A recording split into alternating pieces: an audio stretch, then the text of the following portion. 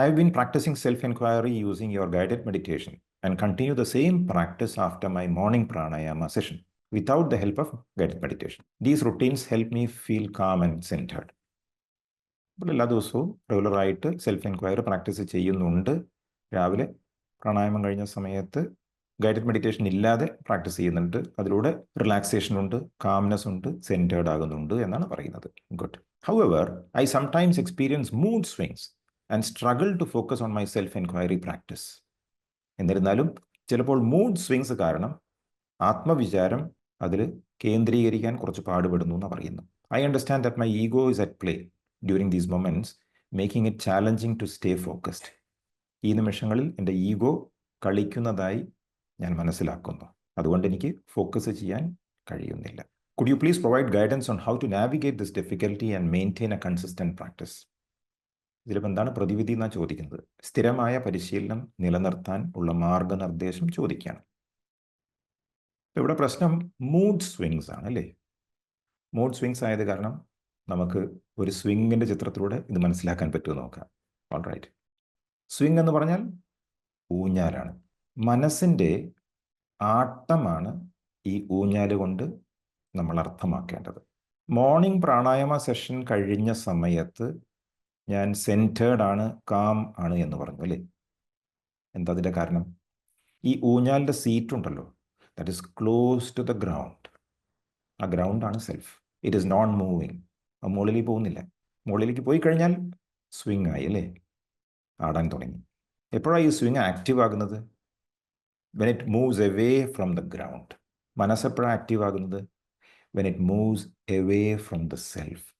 സെൽഫിൽ നിന്നും പൊങ്ങുന്ന സമയത്താണ്, അകലത്തേക്ക് പോകുമ്പോഴാണ് മനസ്സ് കൂടുതൽ ആക്റ്റീവ് ആകുന്നത്.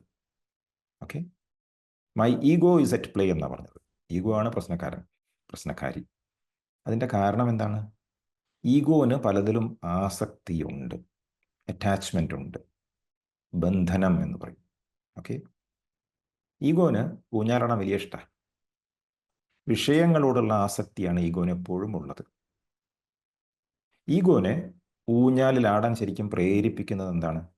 ലൈക്സ് ആൻഡ് ഡിസ്ലൈക്സ്, രാഗദ്വേഷ എന്ന് പറയും. ഓക്കെ. നമ്മുടെ ഇഷ്ടങ്ങളും അനിഷ്ടങ്ങളുമാണ് ഈഗോനെ ഊഞ്ഞാലിൽ ആട്ടുന്നത്. രാഗയുണ്ടെങ്കിൽ ദ്വേഷം ഉണ്ടാവും കേട്ടോ. If likes are there, dislikes will be there. And if dislikes are there, likes will be there. ഒന്നുണ്ടെങ്കിൽ മറ്റതുണ്ടാവുന്ന യാതൊരു സംശയവും വേണ്ട. ഈ ഇഷ്ടങ്ങളും അനിഷ്ടങ്ങളൊക്കെ ചിലപ്പോൾ വ്യക്തികളോടായിരിക്കാം, സാധനങ്ങളോടായിരിക്കാം, സ്ഥലങ്ങളോടായിരിക്കാം, ലൈക്സ് ആൻഡ് ഡിസ്ലൈക്സ്. പക്ഷേ ഇത് ചെറിയ സംഭവങ്ങളാണ്. ചെറിയ രീതിയിലുള്ള ആട്ടമാണ് ലൈക്സ് ആൻഡ് ഡിസ്ലൈക്സ്. പക്ഷേ ഇത് എക്സ്ട്രീംസിലേക്ക് പോകുന്ന സമയത്ത് എന്തായി മാറുന്നു? Emotions and attachments, love and hatred എക്സ്ട്രീംസായി, അട്രാക്ഷൻ ആൻഡ് റിപ്പൽഷൻ എക്സ്ട്രീംസായി. ഈവൺ ഈ ശരീരത്തോട് പോലും നമുക്ക് രാഗ കൂടുതലാകുന്ന സമയത്ത് അതിനനുസരിച്ച് മരണഭയം നമ്മുടെ കൂടെ ഉണ്ടാവും. എത്രത്തോളം കൂടുന്നു ഓരോ സംഗതിയും, അത്രത്തോളം വിഷമം അതിൻ്റെ കൂടെ വരുന്നു. This is the rule, this is the law. എത്രത്തോളം നിങ്ങളുടെ മൈൻഡ് സ്വിങ് ആകുന്നു എന്ന് നോക്കണം. ചെറിയ തോതിലാണെങ്കിൽ ലൈക്സ് ആൻഡ് ഡിസ്ലൈക്സിൽ നിൽക്കുന്നുണ്ടാവും. വലിയ തോതിലാണെങ്കിൽ ഇമോഷൻസും അറ്റാച്ച്മെൻറ്റ്സും ഒക്കെ ആയിരിക്കാം കാരണം. So how to navigate this difficulty എന്നാണ് ചോദിച്ചത്. And how to maintain a consistent practice എന്നാണ് ചോദ്യം. ഇവിടെ നമ്മൾ എന്താ വേണ്ടത്? ഞാൻ ആകുന്ന ഈഗോ, ഞാൻ എന്ന് പറഞ്ഞാൽ ഈ ശരീരം ആയിരിക്കുന്ന ഞാൻ, ശരിക്കും അതെവിടേക്കാണ് പോകേണ്ടത്?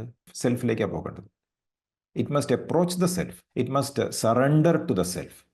പ്രാണായാമം കഴിഞ്ഞ സമയത്ത് എനിക്ക് ചെയ്യാൻ ബുദ്ധിമുട്ടില്ല എന്ന് പറഞ്ഞു. എന്താ കാരണം? പ്രാണായാമം കഴിഞ്ഞ ഉടനെ, ആ പ്രാക്ടീസ് കഴിഞ്ഞ ഉടനെ മനസ്സ് ശാന്തമാണ്. അപ്പോൾ ഊഞ്ഞാലാട്ടമില്ല. അതുകൊണ്ട് ഊഞ്ഞാലിൻ്റെ സീറ്റ് സെൽഫിനോട് ചേർന്നിട്ടാണ്, ഗ്രൗണ്ടിനോട് ചേർന്നിട്ടാണ്. ചിലപ്പോൾ ലൈക്സ് ആൻഡ് ഡിസ്ലൈക്സ് കയറി വരാൻ സാധ്യതയുണ്ട്. അത് ചെറിയ രീതിയിലാണെങ്കിൽ ഒരു പക്ഷേ ചെയ്യാൻ പറ്റും. പക്ഷെ നമ്മൾ സാധാരണ ചെയ്യാറില്ല. നമുക്കൊരു കാര്യത്തോട് ഇഷ്ടം തോന്നിയെന്ന് വിചാരിക്കുക, ഒരു ഭക്ഷണത്തോട് ഇഷ്ടം തോന്നിയിട്ടുണ്ടെങ്കിൽ നമ്മൾ ആത്മവിചാരം ചെയ്യാറില്ല അല്ലേ? അവിടെ സ്റ്റാർട്ട് ചെയ്യണം. നമുക്ക് വേറൊരു സംഗതിയോട് ചെറിയ ഒരു അനിഷ്ടം തോന്നിയെന്ന് വിചാരിക്കുക. ഈ അനിഷ്ടം ആർക്കാണ് തോന്നുന്നത് എന്ന് നമ്മൾ അന്വേഷിച്ച് തുടങ്ങണം. ഇതാണ് സ്റ്റാർട്ടിംഗ് പോയിന്റ്. ഡു ആത്മവിചാര for your likes and dislikes. Who is experiencing the like and dislike എന്ന് അന്വേഷിച്ച് തുടങ്ങണം. ഹെവി ഫീലിങ്സ് വരുന്ന സമയത്ത്, അതിനാണ് മൂഡ് സ്വിങ് എന്ന് പറയുന്നത്, ഇവിടെ ചിലപ്പോൾ ഇത് വർക്കൗട്ട് ആവില്ല. കാരണം you are very vulnerable there. ഇവിടെ അടി തെറ്റി വീഴാനുള്ളൊരു സാധ്യതയാണ് നമുക്കുള്ളത് അല്ലേ. അത് കാരണം നമുക്ക് അവിടെ ആത്മവിചാരം പറ്റിയെന്ന് വരില്ല. അപ്പോൾ എന്ത് വേണം? You can use other methods.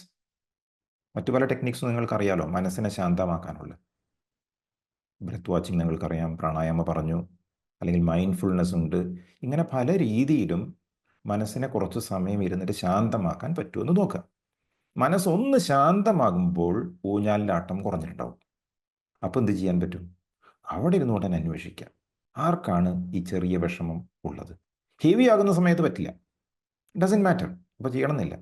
ആത്മവിചാരം മനസ്സൊന്ന് കുറച്ച് ശാന്തമായിട്ട് ചെയ്യുന്ന സമയത്ത് ഓൾറെഡി ആ മൂഡ് സ്വിങ്ങിൻ്റെ ഒരു റൂട്ടിൽ അവിടെ ഉള്ളത്, അവിടെയാണ് ആത്മവിചാരം ചെയ്യുന്നത് അല്ലേ. ഓട്ടോമാറ്റിക്കായിട്ട് നമുക്ക് ആ മൂഡ് സ്വിങ്ങിനെ ടാക്കിൾ ചെയ്യാൻ പറ്റുന്ന രീതിയിലേക്ക് എത്താൻ സാധിക്കും. ഈഗോ ആണ് ഇവിടെ കൾപ്രിറ്റ്. ആ ഈഗോ എന്ന് പറയുന്നത് ഐ തോട്ടാണ്. ആ ഐ തോട്ടിനെ നമ്മൾ നേരിടുന്നത് ഈ രീതിയിലാണ്.